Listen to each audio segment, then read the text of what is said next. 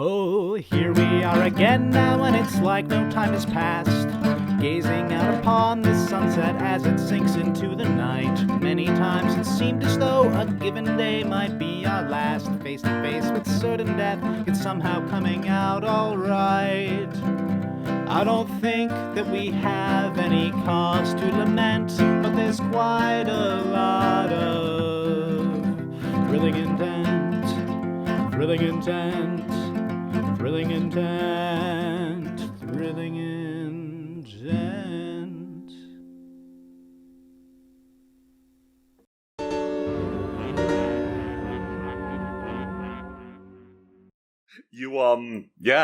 You move almost like swimming through this big shadow as you watch the tower rattle as it almost looks like a flock of birds at first, pours out of it, rushes past you, and hits the defensive line.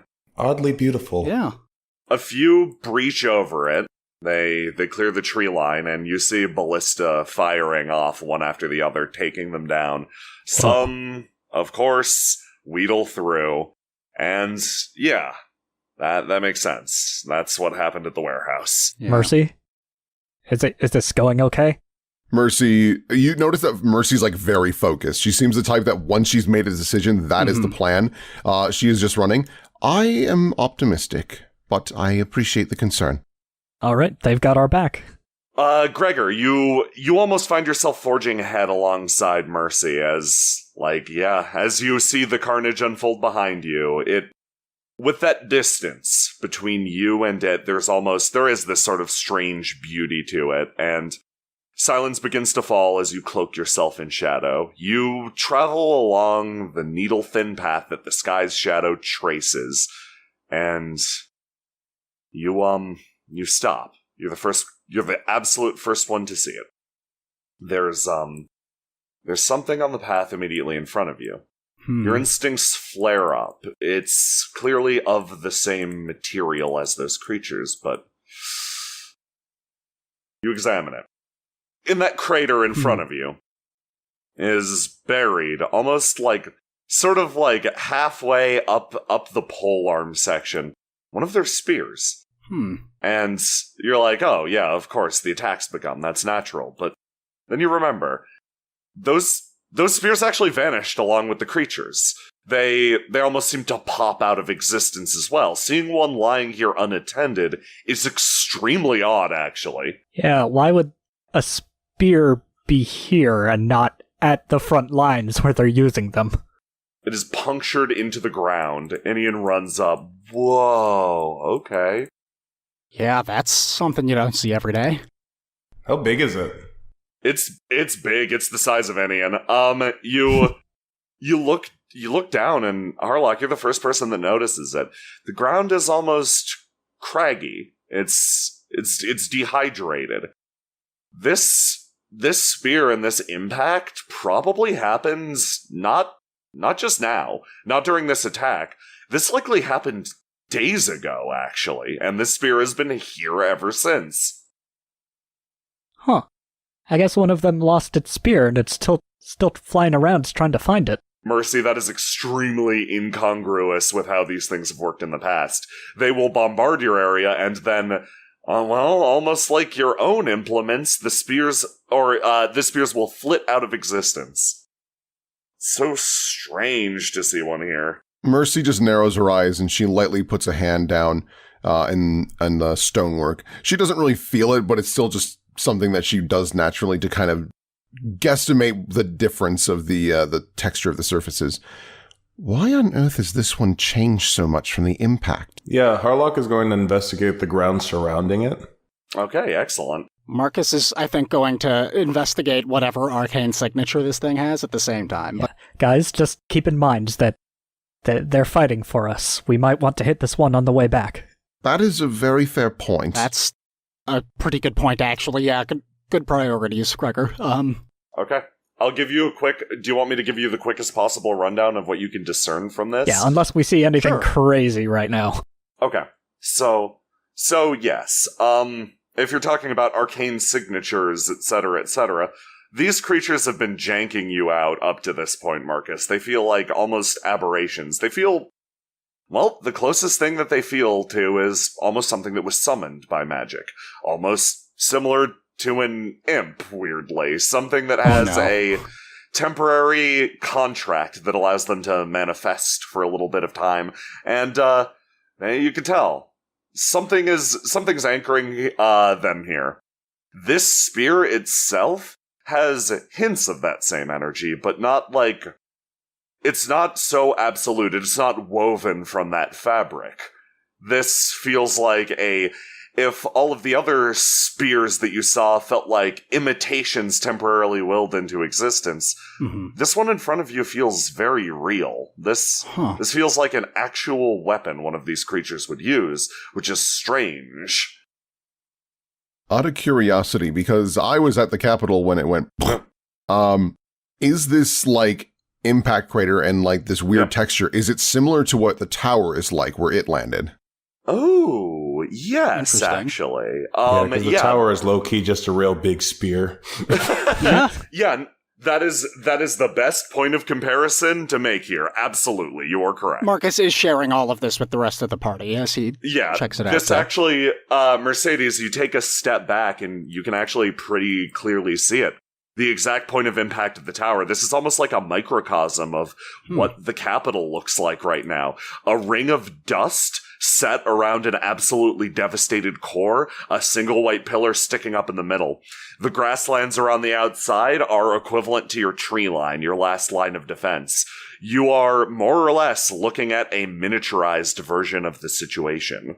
Mercedes is going to look around. Is there another one like this, at least in eyesight? She's not going for it. She's just curious if there's another one like it. With an eyesight, absolutely not, no. All right. Well, that removes one theory. What do you say we pick it up on the way back, take it back to the camp, and let you science magic people study it? I think that's a very good idea, but let me carry it because, well, if it does cause harm, I can heal from it more likely. And besides, she puts up her hands. I brought gloves. Yeah, those are good gloves. Can't argue with that. Let's get it on the way back. Yes, absolutely. Thank you very much, Gregor, for keeping us focused. Having glanced at it, how deeply, rooted in the ground is it? Can we tell? Oh, okay. So very, very, rather dug in. Okay. It's rather dug in. So we've got strong people with us. We do, but I think that if we have to choose between running to safety and potentially staying around to dig it out and get into a fight because of it, that we should probably retreat. Yeah, I hate to leave a polearm behind, but... I know you do, Gregor. I know you do, but we'll get it somehow, at some point. You take note of the location of this and promise to hit it up on the way back. As you move further down along the shadow, the character in the air shifts again, and that hideous, tranquil menace begins to lift. And you all pull out those invisibility scrolls just in time, vanishing from sight beyond the tree line, as all of the creatures actually begin to retreat, returning to the tower. A horde of them flies almost directly overhead, leaving you speechless. You cling to the ground for about 4 to 5 minutes in dead silence. Unspotted, but, well, a little rattled. Do we, do all of the creatures that pass overhead look the same? Are there More or any less, yes. unique ones that we can spot? Hard to tell, honestly, from That's your current fair, position. It seems like there's a bunch of them. Yeah, no, it is a cloud. You were looking up. It is a mess. Did the bell ring? The bell did not ring. The bell announced their arrival in this instance, but it did not recall them this time, you notice. And there was nothing to kind of signal their retreat that we can notice. They just started to go back. Okay. You approach and you manage to clear that shadow and get close to the Capitol. And then you hear it. Oh. It's a short period of time actually after a good portion of the horde arrived back at the tower, but the bell does actually resound. It's not a matter of too many minutes, but it almost seems like the returning creatures rung it. Huh. And Are they all back in the tower, or they're, like, circling around? There is a second of silence, and then you see the ones that went further out, the ones that broke that defensive line, also begin to return. And Indian just grabs you, Gregor, and fucking takes off into the brush. Harlock will do the same for Marcus. Yeah, Mercy will scurry over with them because she's like, oh, that's right. So she does it really, like, unathletically because she's got one arm and she's off balance. Oh, no. So it's what you manage to register from this as a horde of these creatures passes above your head is it seems like while they seem to move perfectly in unison, it seems that they use the tower as some sort of hub of communication. All of the outriders of this horde traveled Don't call them that. traveled well beyond the range that the others can interact with them. Ooh. And now they too are returning back to their nest.